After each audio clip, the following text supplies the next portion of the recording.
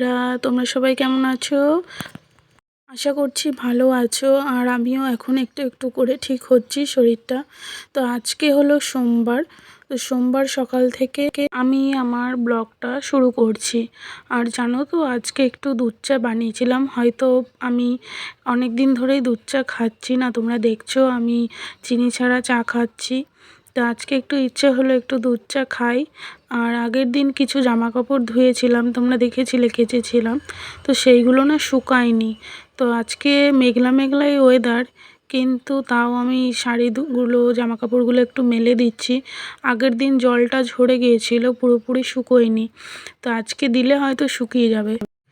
তো জামা কাপড়গুলোকে মেলে নিয়ে আমি, মেয়েরা চলে আসবে, ওরা স্কুল যাবে, সেই জন্য আমি ওদের টিফিনগুলো রেডি করব, বোতলে জলগুলো ভরে নেব। তাও চলো। তো দেখো বন্ধুরা, আমি আর সারাদিন তোমাদের জন্য কোনো ভিডিও শ্যুট করতে পারিনি। তো এখন একবারে রাতে চলে এসেছি রাতের রান্নার জন্য।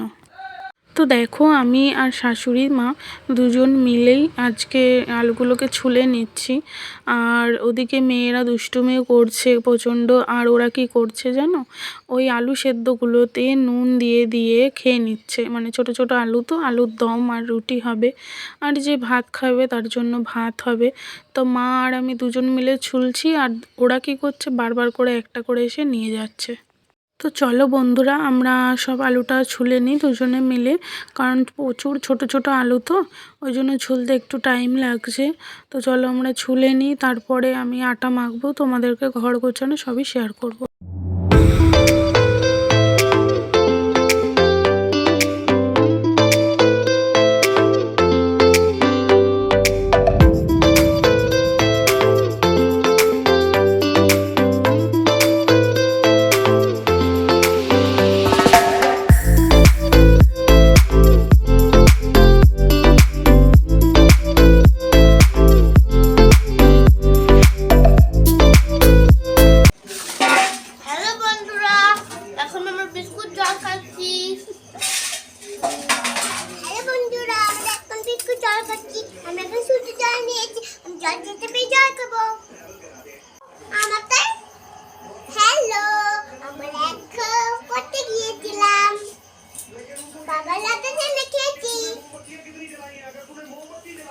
তো চলো বন্ধুরা, ওরা খেতে থাকুক, আমি ততক্ষণে বেডশিটটা চেঞ্জ করে নিই, কারণ অনেক কয়েকদিন হয়ে গেছে, তো ওই জন্য ভালো লাগছে না। তো এই বালিশের কভারগুলোকেও খুলে নিচ্ছি, তো বালিশের কভারগুলোকে দিয়ে নিই। আর দেখো, বেডশিট আমি চেঞ্জ করে ফেলেছি, তো এখন শুধু বালিশের কভারগুলোকে দেবো, তাহলেই হয়ে যাবে। তো চলো, আমি বালিশের কভারগুলোকে ঠিকঠাকভাবে পরিয়ে নিই। তারপরে প্রচুর জামা কাপড় জমে গেছে জানো তো, দুদিনে গোছানো হয় না, মানে গোছাবো করেও আর গোছানো হয় না। তো এখন ওইগুলোকে আগে আমি গুছিয়ে নিই, তারপরে তোমাদের সাথে কথা বলছি, চলো।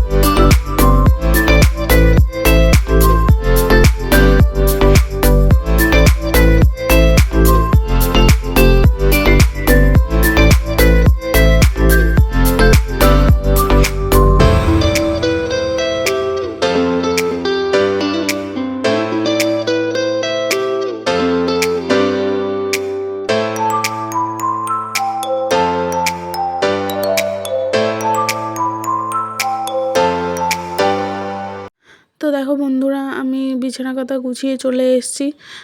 জামা কাপড়গুলো সব গোছানো হয়ে গেছে, আমি ঘরটার ঝাড়ও দিয়ে নিয়েছি। তোমাদেরকে আমি ফাইনাল লুকটা দেখাবো, কিন্তু দেখাতে পারলাম না, কারণ আমার ঘর বিছানা কথা গোছানোর পরেই মানে বেডশিটটা পাল্টানোর পরে নতুন বেডশিট শুতে ভালোই লাগে।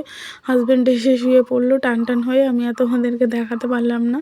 তো চলো, আমি ততক্ষণে এসে পড়েছি, ওই জন্য তো আমি এসে আটাটা মাখছি। আটাটা মেখে নিয়ে রুটি করতে হবে, কারণ রুটি খাবো আমি, হাজব্যান্ড, আর কেউ খাবে না। আর সবাই ওরা ভাত খাবে, দেওর বলো, তারপরে ওই শাশুড়ি মা বলো, তো ওরা সবাই ভাতই খাবে। রোজ রোজ ওরা রুটি খেতে পারে না, আমরা যেমন রুটিটা ভালো খাই।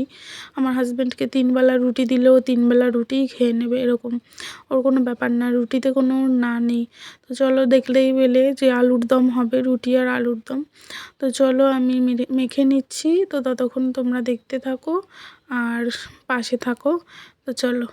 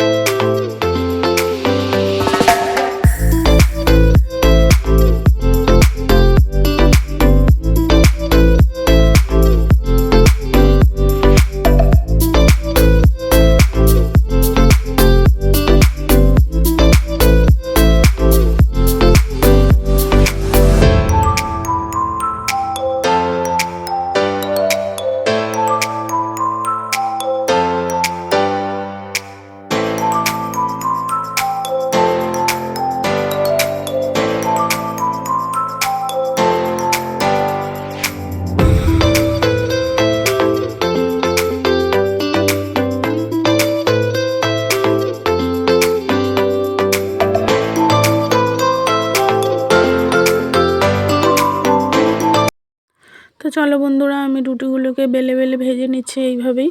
তোমাদের আমি দেখালামও কয়েকটা। হ্যাঁ, তোমাদেরকে আমি একদিন ভাজার প্রসেসিংটা দেখাবো, যেটার জন্য পুরো গোল হবে, যেন তো রুটি ভাজতে গেলে বারবার উল্টে পাল্টে দিতে নেই, তাতে না রুটিটা নষ্ট হয়ে যায় আর ফোলে না। তো ওটাকে 3 বারে করতে হয়। তো দেখো, রুটি আর আলুর দম হয়ে গেছে, তো আমরা এখন রাতের ডিনারটা করে নেব। তো বন্ধুরা, আজকের মতো এইটুকুই। তোমাদের যদি আমার ভিডিওগুলো ভালো লাগে, তাহলে তোমরা আমার চ্যানেলটা সাবস্ক্রাইব করে আমার পাশে থেকো, আমার মিষ্টি সদস্য হয়ে। তোমাদের সঙ্গে দেখা হচ্ছে নেক্সট ব্লগে। টাটা।